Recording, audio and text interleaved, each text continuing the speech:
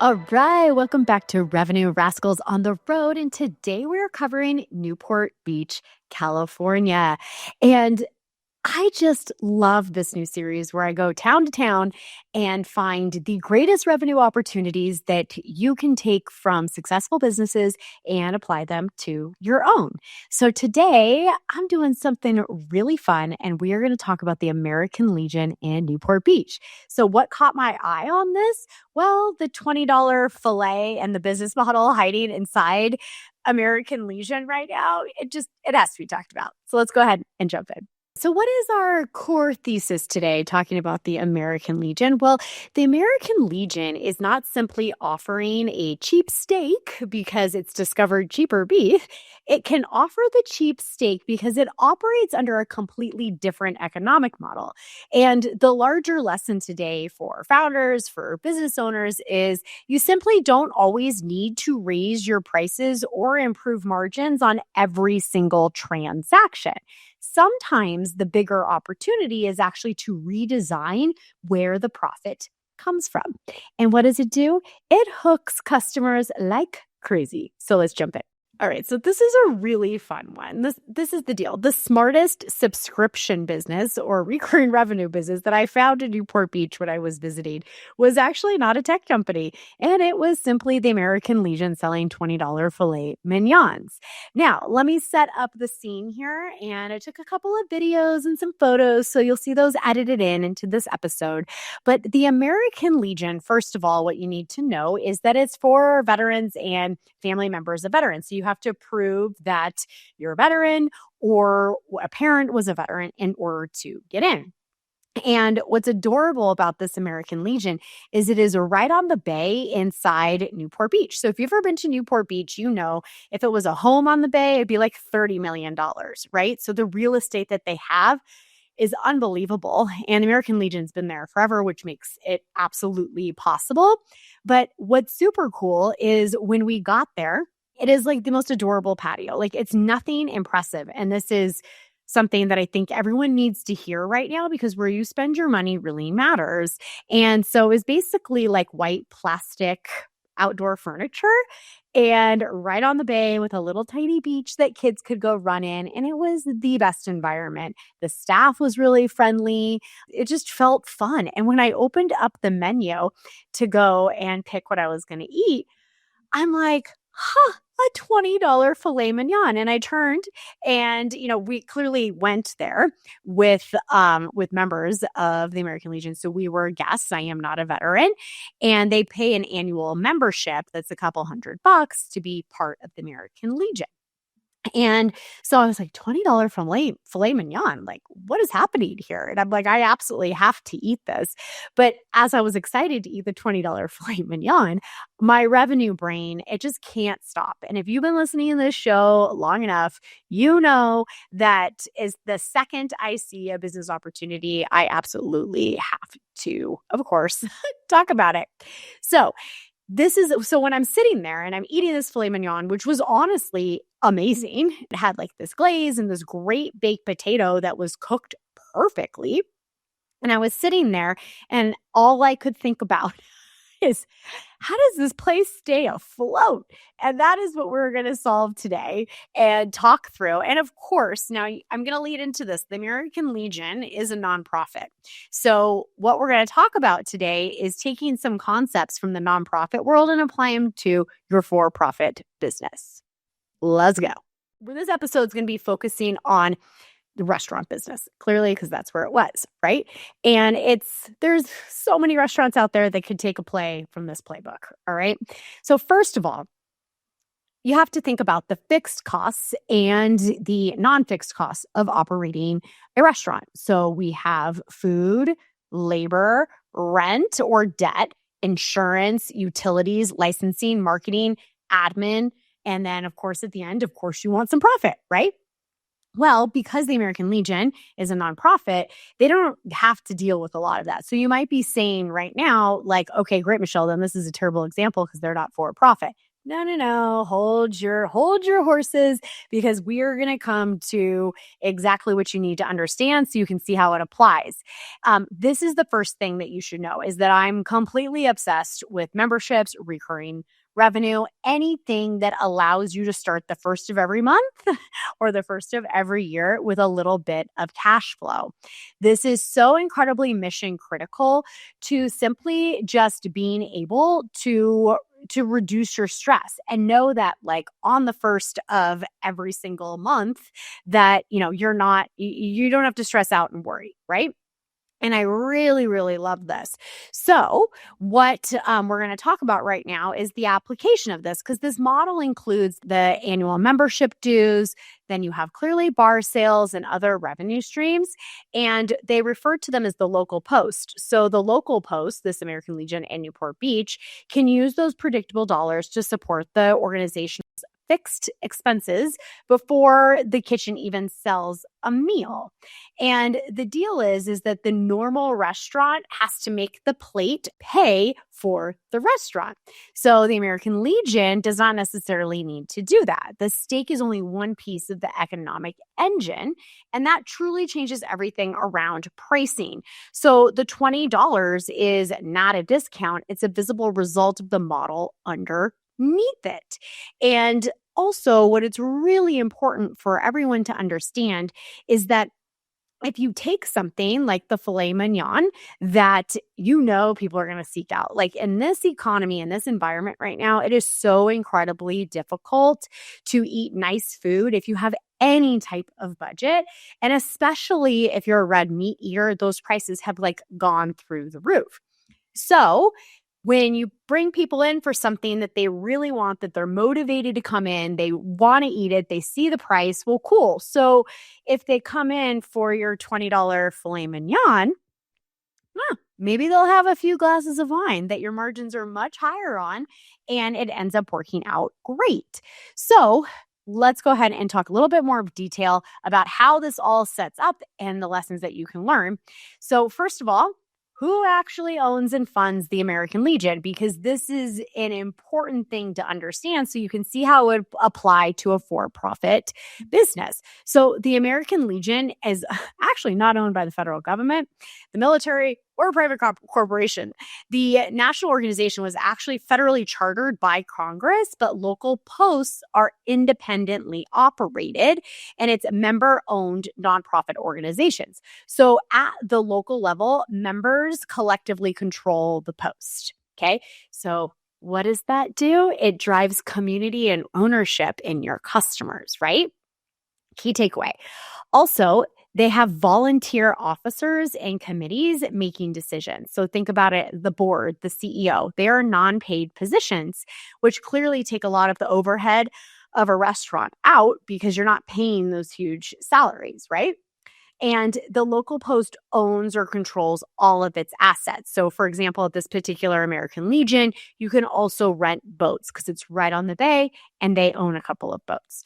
And any surplus must support the organization rather than being distributed to the private owners. That's how nonprofits work.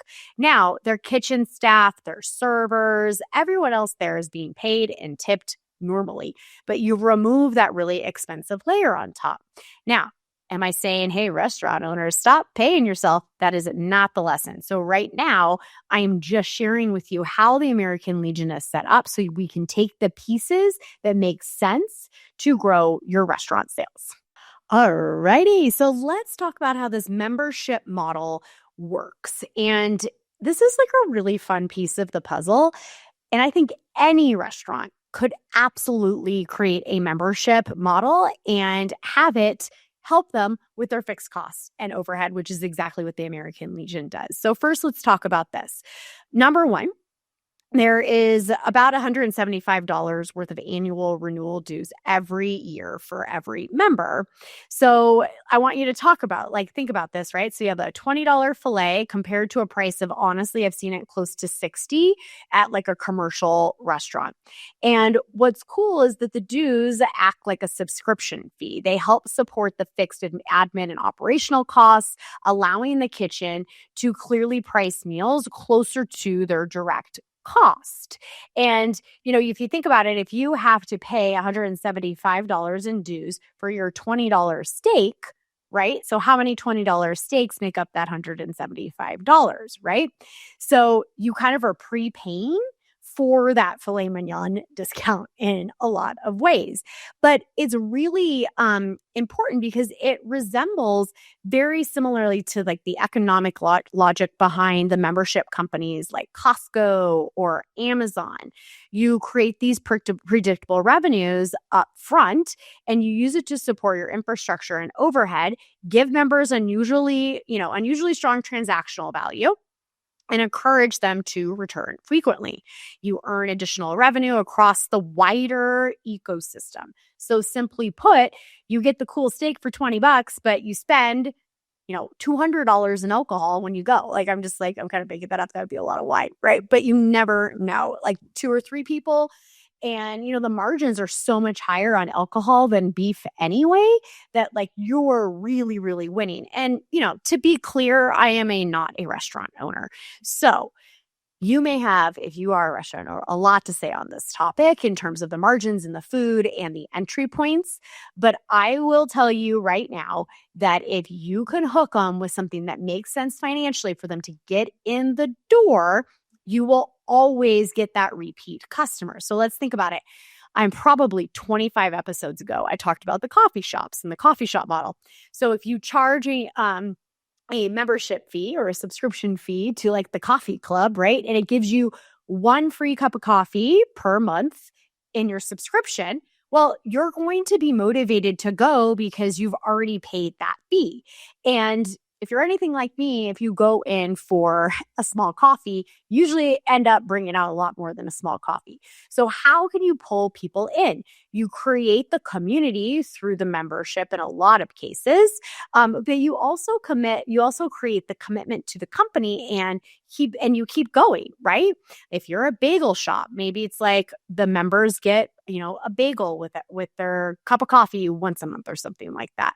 Because typically people don't just go in, get their free thing and leave. They're always buying more. So you have to be careful which items you choose so that A, it will drive other sales in the wider ecosystem. And 2, you're not losing any money by hooking people to come in for something. Another example of this is a lot of med spas use like huge promos around like IV drips and stuff, because it's the highest profit margin and it's the least expensive thing to get people in to then the wider ecosystem. So this applies to literally every small business out there that has a storefront that wants to use this strategy. So to sum up the logic here, the membership subsidizes the transaction and the transaction validates the membership. Okay, so now I want to drive a little bit deeper into something I lightly touched on, which is why this type of model drives frequency. And if you're in a transactional business, like restaurants is a great one for that, like you have to drive frequency. It is completely necessary. And there's so many cool apps out there too that help create repeat businesses. Another one that I recently found, was really cool. It's called Fetch Technologies. And that one is really awesome where you scan your receipt and you get rewards. It's clearly an advertiser and a user environment, but there are just so many different ways to drive frequency, and frequency is where the money comes from. So I want you to think about this.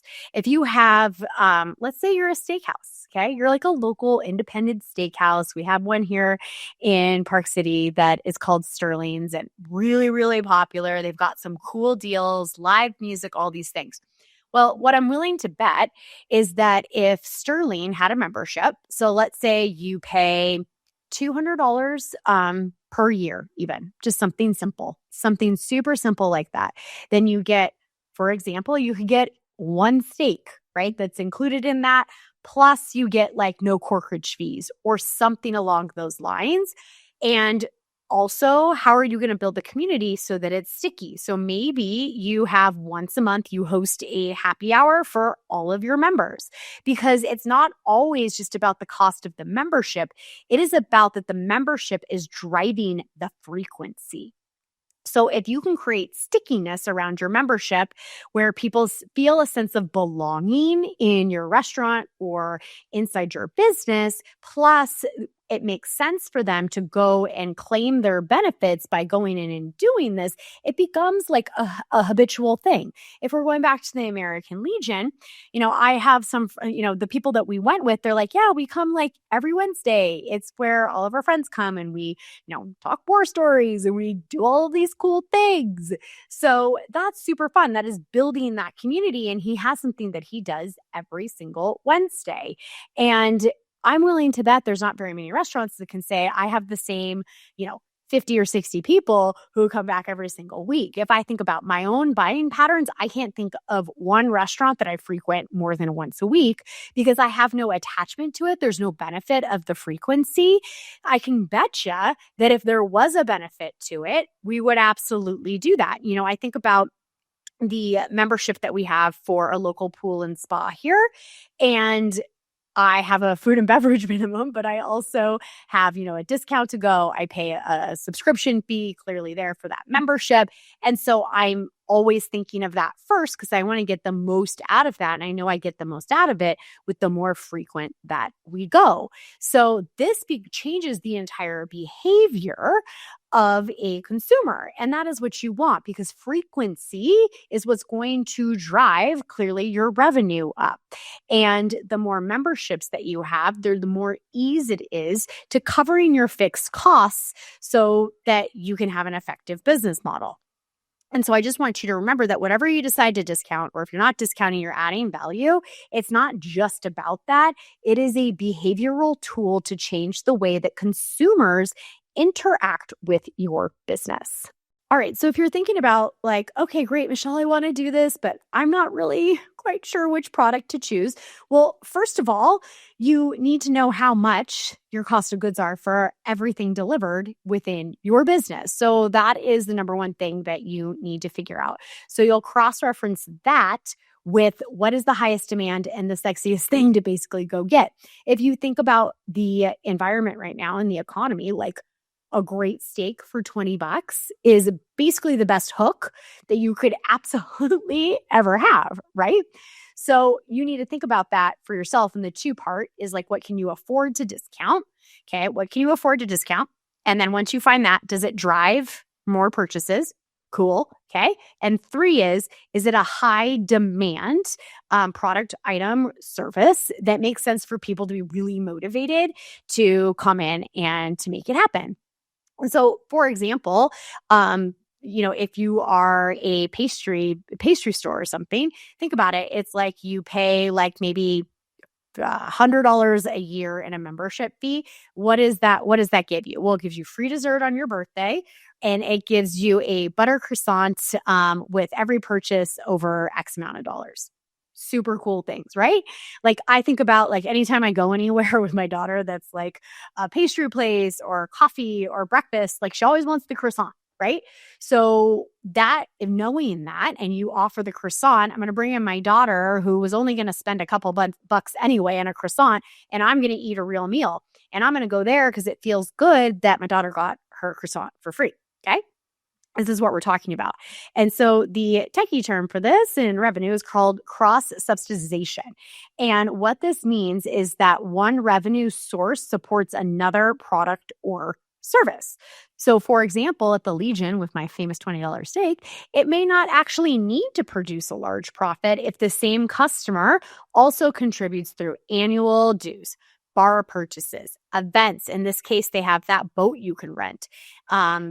Gaming or pull tabs where it's permitted, like all the different American Legions, donations, renting the facility for events and other member activities.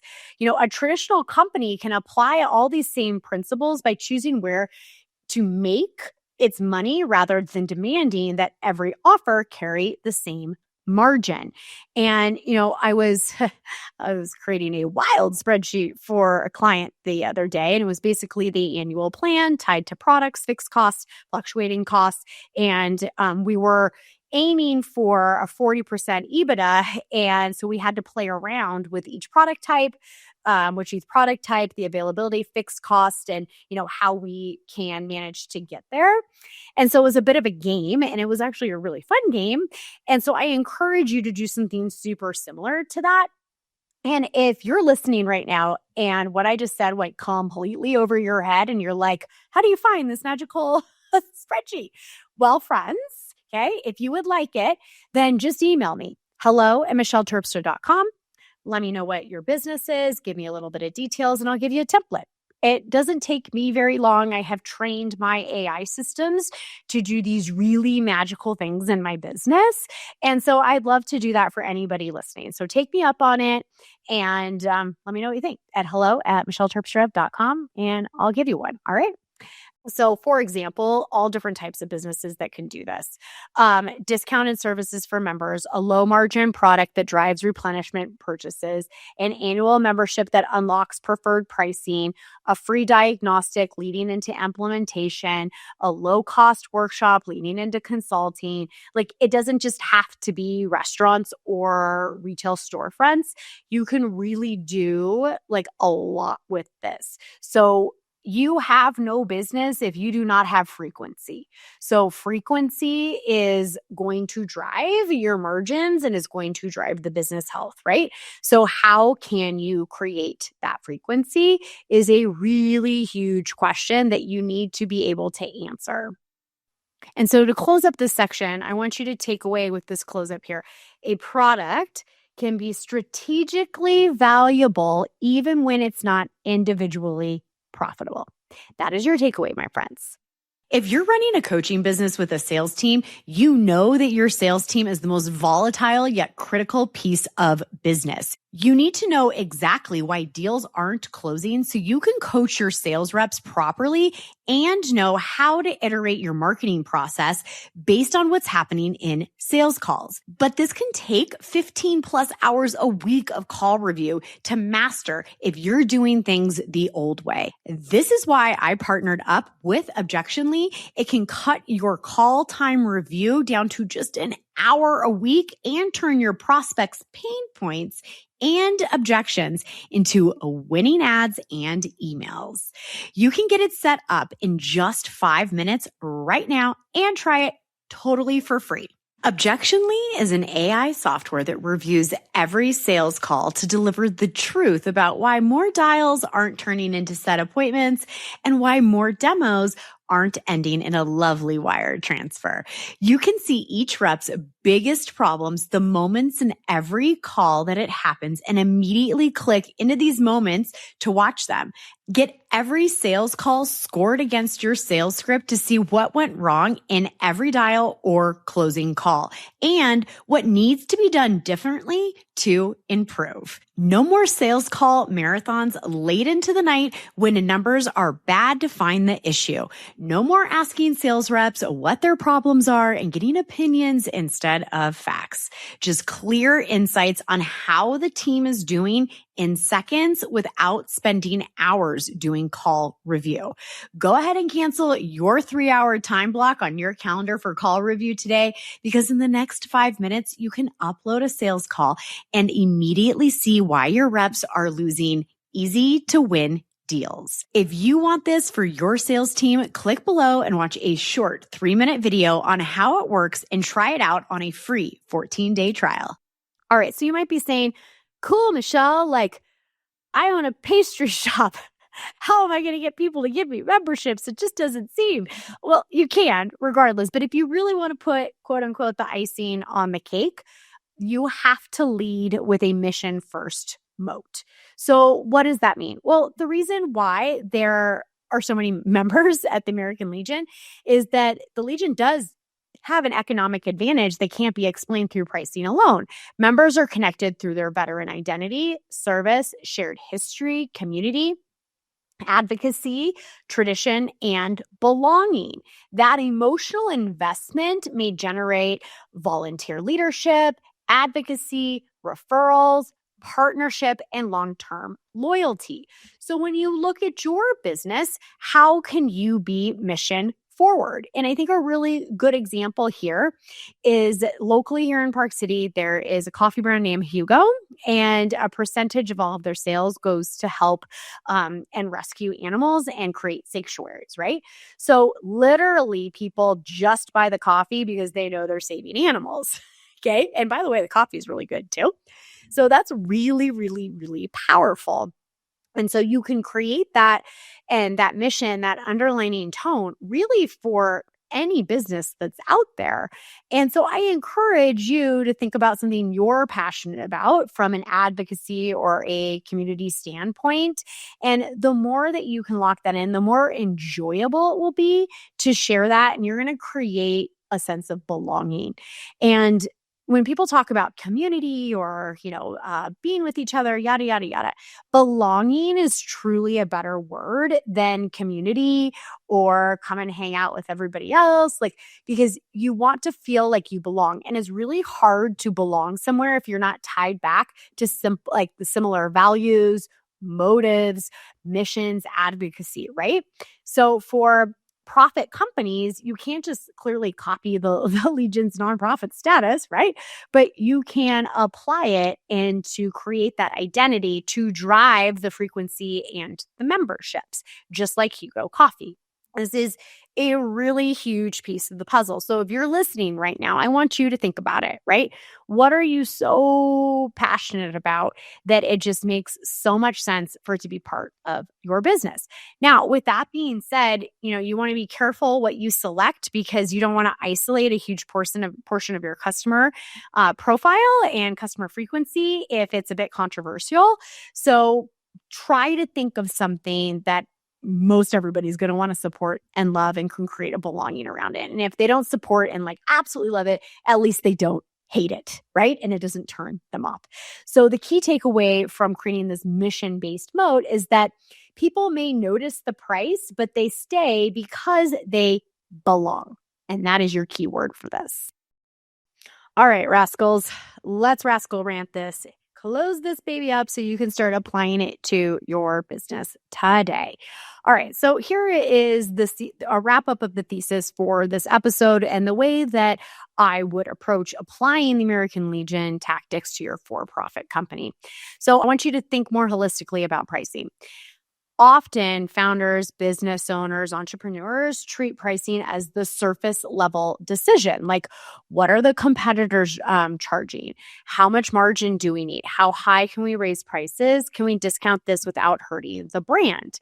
And quite frankly, those are great questions, but you absolutely have to be building out that customer journey. And you want to strive for frequency and the largest lifetime value you can from any customer. So really, the Legion story here forces us to ask a better question is, what do you need to change in the business model for you to offer radically more value without destroying your profit? That is really the most powerful question that you can ask yourself right now. And it's a fun game. Like I said, with my spreadsheet, I did it the other day, right? And so if you want that spreadsheet, hello@michelleterpstra.com, okay?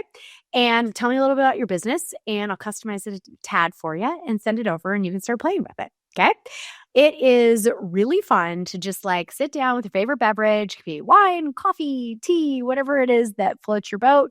Who knows? Maybe you're a bourbon person. Sit down, play around with the numbers, and figure out the formula to getting the most out of every single customer that comes through your doors. This is a huge part of it. And what happens is that if you don't do this and you just still think the traditional way before you had this episode, is that you're going to keep trying to solve structural problems with pricing tactics, and that doesn't always work. You will start to issue coupons for no reason to try to fix something that can't be fixed with a coupon. You'll be raising prices and not creating recurring revenue or maximizing lifetime value. And the more the customers it's just not working with your bad unit economics because you haven't ran the numbers. So before, like I said, you have to play with the spreadsheet similar to that I did so you can redesign the engine. So where could you collect it earlier, longer, predictable, and of course, how can you unlock, like the steak did, for a wider ecosystem of purchases? And to continue on with that, this is specifically how you would apply it for your for-profit businesses, okay? Lever number 1, charge for access. That means annual membership, paid community, VIP program, service plan, preferred club, retainer, whatever applies to your business, okay?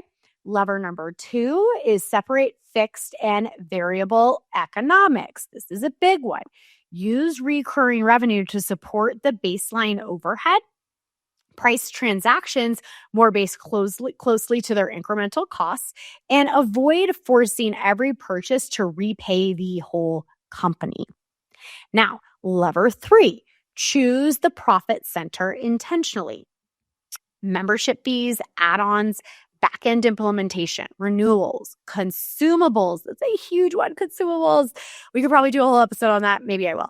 Licensing, premium experiences.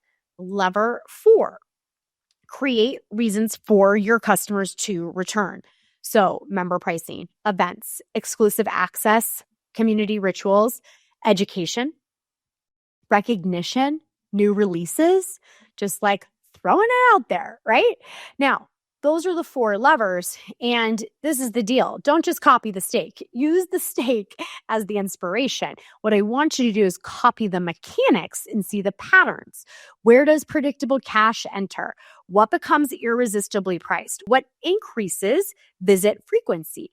What is the real margin generated? That is the big question. All right, friends. Well, that is a wrap for today. The long story is I went in for dinner. I left thinking about recurring revenue. The $20 filet is not the business model, but man, was it good. And it's proof that this type of business model absolutely works. So predictable dues support irresistible value. Irresistible value creates frequency. Frequency, my friends, creates loyalty. Loyalty strengthens the entire organization. So the next time you think your prices are the problem, stop staring at the menu, look underneath it. The real opportunity may be redesigning how the entire business gets paid.